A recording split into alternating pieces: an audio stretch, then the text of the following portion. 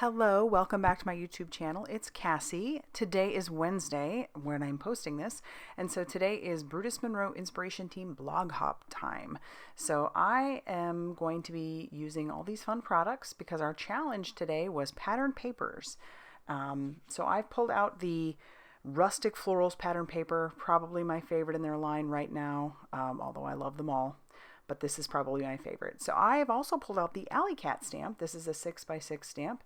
I'm inking this up with VersaFine Onyx Black ink. I tried it at first on one pattern and then I wasn't real happy. It was like a little bit too busy. So now I'm trying it with a different pattern. And I did put it on top of my waffle flower media mat, not because I plan to use any water, but because this mat will grip your stamp, which is awesome. And so this is kind of what I wanted. I just wanted it on the background. And I'm inking it up one more time with that VersaFine Onyx Black ink because I'm going to stamp it onto some Neenah cream cardstock. I often alcohol marker ink on Neenah Cream or Neenah Classic Crest or Express It because those are all alcohol marker friendly. But I did make a mistake here, and it wasn't with my stamping. It stamped out beautifully. The mistake was in using the VersaFine Onyx Black ink. And now I'm just cleaning off my stamp.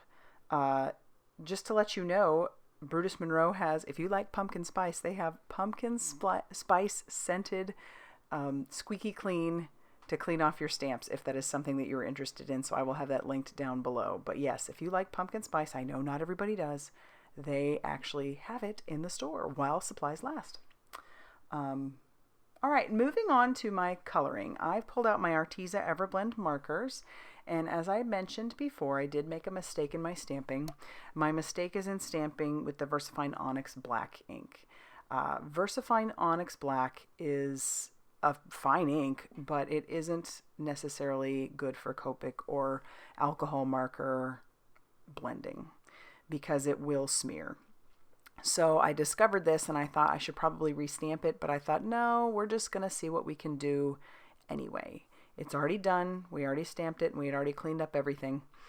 So we're just going to go ahead and color anyway. I've pulled out a couple of colors. These are colors that I suppose if you look at them, you're typically not going to think that they go together. But I was trying to pick some colors that would match with my pattern paper, and I don't have all 120 of the Arteza marker, the first or the big set. I'm actually thinking about biting the bullet and doing it just simply because I do enjoy coloring with these. I like their bullet nib. But because I don't have all the colors, I'm having to be a little bit creative, which is kind of fun. Sometimes when you are limited in your supplies, you have to be a little bit creative with how you plan to do your coloring. And in this case, I grabbed a gray. This is a cool gray, and so I decided to grab a cool color. So I chose this blue color, and obviously they don't blend out perfectly, but you know, in an image like this where the stamps themselves aren't drawn perfectly, they're drawn a little bit cartoony, you know, it's fine. You can do a little bit of what I'd like to call a sketchy color. So that's basically what I do the entire time while coloring these. I am coloring all of the windows. The outside of those windows I'm coloring with that cool gray along with this blue, and then I'm just kind of blending that out just a little bit. Obviously, like I said, it isn't going to blend perfectly, but it's kind of neat to think that in your concrete or whatever, there might be hints of, I don't know, different colors in there rather than just gray. And I feel like it does kind of, because this is a cool gray, it brings out a little bit more of the coolness in that gray. So let me explain a little bit about my methodology as to where I put the color or why I put it where I did. When using the blue, I really don't have any methodology, honestly, because you know, like I said, these are colors that don't typically go together. I was just trying to think of a place where the darker shadow might end up being, and then I would just put the blue there, and like I said, try and blend that out. I did find myself trying to be extremely careful, especially with such a detailed image like it is, with those fine lines together.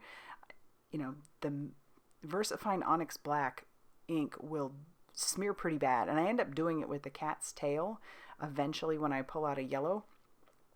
But yeah, I definitely wanted to be extremely careful, and if I had been thinking, which it seems like lately I haven't been doing a lot of that, I would have stamped it in Memento Tuxedo Black or the Brutus Monroe Raven Detail ink, which is awesome for alcohol marker coloring, or there's several others out there, but those are my two favorites.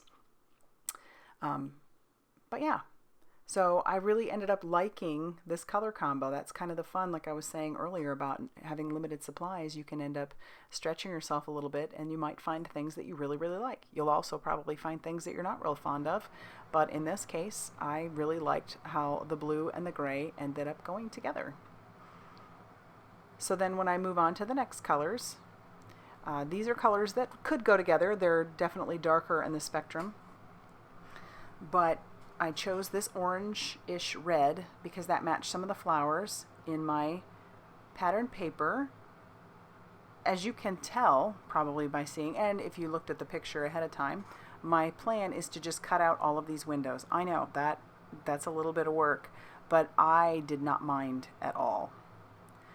I debated for a little while with some of these windows how I was going to color that, because I didn't want it to all be yellow, simply because that background was very, very yellow. My pattern paper had a lot of yellow tones to it. So when I chose this color, I made it seem like, in my mind at least, that it was either curtains or in this case just like an orange door.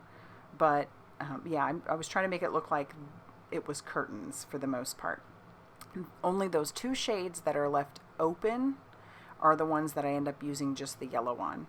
And again, I don't really have any rhyme or reason for where I'm putting my sketchy lines. I ended up really loving the sketchiness of how I made those curtains look like they had pleats in them. So stretch yourself a little bit. If it's, if your style is clean and simple, then that's great. But sometimes it is fun to kind of step outside the box a little bit and add more to it.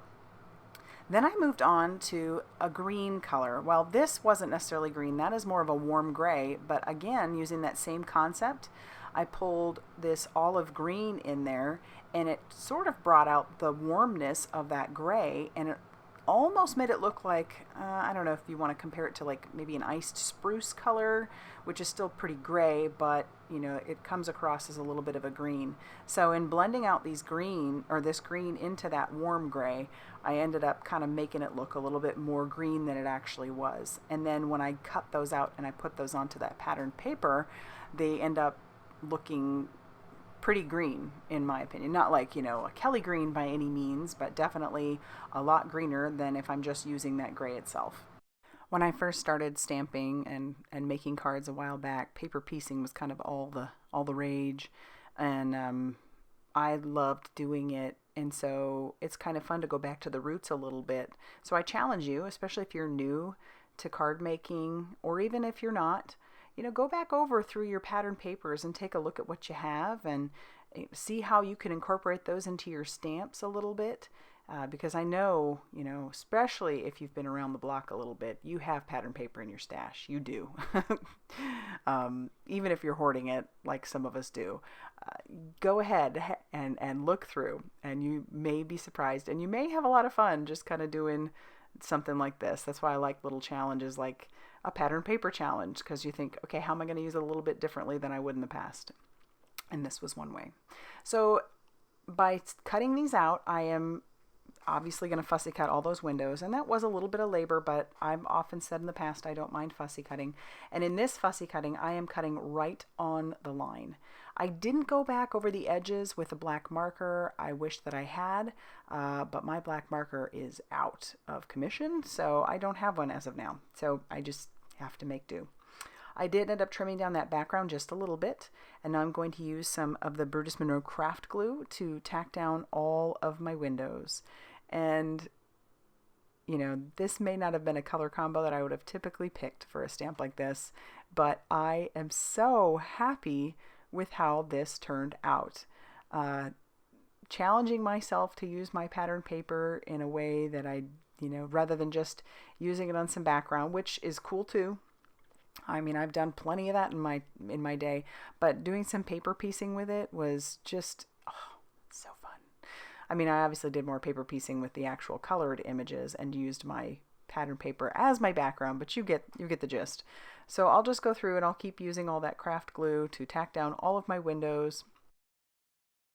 And now that they are all tacked down, I'm going to move on to stamping my sentiment. That sentiment comes from the stamp set called Feathered Homes. I use this one quite frequently because I do like those sentiments a lot. And I just stamped that out with my Detail Raven ink from Brutus Monroe. And now I'm actually trimming down some more of that Neenah cream cardstock because I plan to use this for some backing to my panel. I'm going to pull out some more Neenah cardstock here in a second to make my card base, but before I do that, I'm going to trim off some of the excess windows that are sticking off. And then I do discover on that one side that some of those windows didn't go all the way to the edge, so I'm going to trim down my panel as well. So again, I'm pulling out some more of the Neenah cream cardstock for my card base, and this was cut to 5.5 inches by 8.5 inches. So I'm going to score that at 4.25 inches, and this will be a side folding A2 size card. And then I'm going to pull out one of my EverBlend markers that I already used, that darker like red orange, and I'm just going to run it along the edge of this paper. I didn't have, or at least I was too lazy to go look for cardstock that would actually match. So that's an easy way to make sure that you have matching stuff rather than going through my stash, which I'm sure I probably had something in there, but I just did not. I was already in craft mode, so I just wasn't going to go back through. I stick it more to one edge because I do want to have a little bit more of an even border. So I'm going to pull out my trimmer and then trim down some more of that paper. And now I just have this really nice even border of that dark orange red all around. I put some little white dots where the cat's eyes were. And then, so he's all ready to go. I'm going to trim down my sentiment, just giving it a little bit of an edge. Use some more of that craft glue, tack down my sentiment. And then I'll flip that over and I'll cut that off. Just trimming it down. Then I'll just use some more of that craft glue to adhere down my card panel to my card base. Just putting that all over that background. I actually really do like this craft glue. This is some good glue. And then that's going to finish off this card after I put some little black dots back in the cat's eyes. So if you like this video, go ahead and hit that like button and subscribe if you haven't already done so. And be sure to head back to my blog. I'll have a link down below in the description box along with all of the items that I used so that you can get a hold of those if you want to take a look at them. But again, head back to my blog so that you can take a look at all of the things that the rest of the inspiration team has been doing. And as always, thank you so much for stopping by.